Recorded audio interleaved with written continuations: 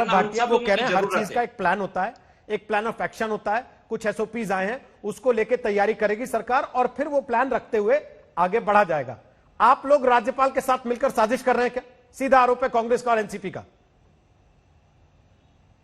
रोहित जी देखिए, मदिरालय और मदिरा के नशे से ज्यादा जो खतरनाक नशा है वो सत्ता का नशा है, तथाकथित पंथ निरपेक्षता का नशा है। और शर्म ये आती है कि मेरे मित्र हैं, साथी हैं, कैसे झूठे आंकड़े देते हैं। ये कहते हैं उत्तर प्रदेश की हालत और खराब है, तो मैं इनसे पूछना चाहता हूँ, आंकड़े ये कहते हैं, प्लीज बताइए कि कौन से सही है कौन से गलत है। महाराष्ट्र में करीब 15.5 लाख केसेस हैं, 40,000 डेथ हुई है। उत्तर प्रदेश में 4,40,000 है और 6,438 दुर्भाग्यपूर्ण मौतें हुई हैं। दर्शक तय कर लेंगे कहां ज्यादा हालत खराब है, और ये महाराष्ट्र सरकार की विफलता दिखाता है। दूसरा, इनकी परेशानी क्या है रोहित जी, मैं आपको बताऊं।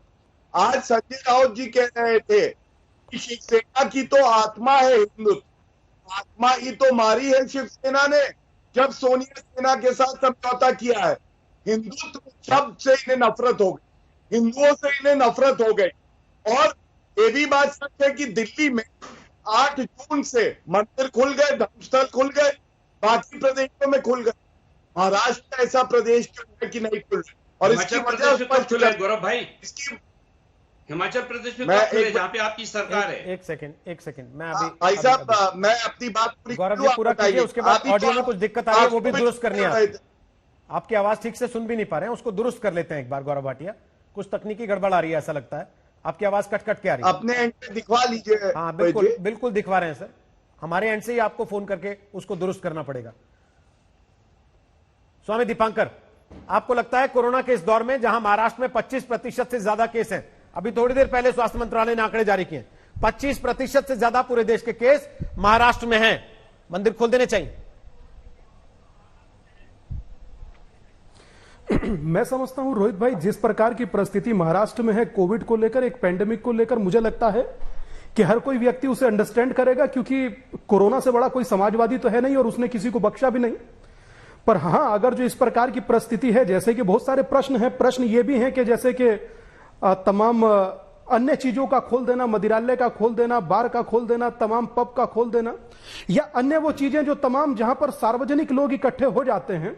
और मैं तो ये कहूंगा कि तमाम जगह पर रैली हो रही है, बड़े बड़े प्रदर्शन हो रहे हैं, जैसे कि उन्होंने कहा ब्रजमोहन जी ने, मैं उनसे सहमत हूं, निसंदेह वो उस बात को देखें। अगर जो बात कोविड की है तो जहां इतना समय प्रतीक्षा किया, दिल में परमात्मा को 4 दिन और पूज लिया जाए, कोई आपत्ति नहीं होगी।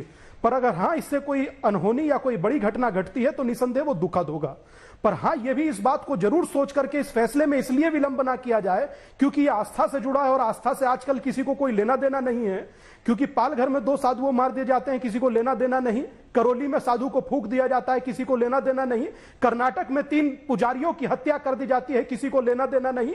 यहां गोंडा में एक पुजारी को मंदिर में मार दिया जाता है, किसी को लेना देना नहीं। तो इसका अर्थ यह नहीं कि 1 अरब 30 करोड़ लोगों में से 100 करोड़ लोग आस्थावान हैं और उन लोगों के भीतर भी देवता बसता है और मंदिर में भी बसता है। और यहां हिंदुत्व और सनातन की एक परंपरा है कि प्रातःकाल काम पर निकलते निकलते मंदिर जाते हैं, कुछ लोग प्रतिदिन मंदिर जाते हैं। पर बात अगर जो कोविड की है तो निसंदेह अंडरस्टैंड की जाएगी, और अगर जो नहीं तो इस पर चिंतन कर मुझे लगता है कि कम से कम श्रद्धालु और आस्थावान को उनके भीतर जो देवता है उसको मंदिर में दर्शन करने का अधिकार दिया जाना चाहिए। क्या कह रहे हैं, बीजेपी राजनीति कर रही है जानबूझकर, ये जानते समझते हुए भी? नहीं, मैं ये कह रहा हूं कि बीजेपी, मैं ये कह रहा हूं रोहित भाई कि मैं बीजेपी क्या कर रही है, बीजेपी बहुत ज्यादा गौरव भाटिया जी अच्छा बता सकते हैं। पर मैं ये कह रहा हूं क्योंकि बीमारी अगर जो है तो जरूर सोचना चाहिए, और अगर तमाम चीजें खुल सकती हैं तो मंदिर क्यों नहीं? विष्णु जैन, मुद्दा ही सुस्त है गवाह चुस्त है। यहां स्वामी जी कह रहे हैं कि कोरोना काल में अगर ऐसी स्थिति है तो ना खोलें, मन में पूजा कर लेंगे। लेकिन बीजेपी सड़क पर है कि हम तो यहीं घंटानाद करेंगे आज और यहीं आरती उतारेंगे अगर मंदिर का ताला नहीं खोलोगे तो। देखिए रोहित जी, आपने बहुत अच्छा सवाल पूछा और यही सवाल सुप्रीम कोर्ट के सामने भी था उड़ीसा के केस में, जगन्नाथपुरी रथ यात्रा केस में।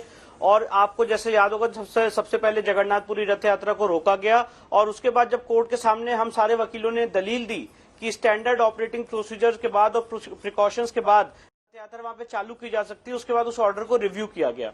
और मैं आपके सामने एक तथ्य बहुत रिस्पॉन्सिबली रखना चाहता हूं, सुप्रीम कोर्ट की 2 खंडपीठों ने, एक नहीं 2 खंडपीठों ने, जस्टिस शरद अरविंद बोबडे जिसको लीड कर रहे थे और दूसरे जस्टिस अरुण मिश्रा, दोनों ने ये बात कही है, दोनों ने ये टिप्पणी कही है जो आज आपकी शो का थीम है कि वहां पे बार खुल सकते हैं तो मंदिर क्यों नहीं खुल सकते।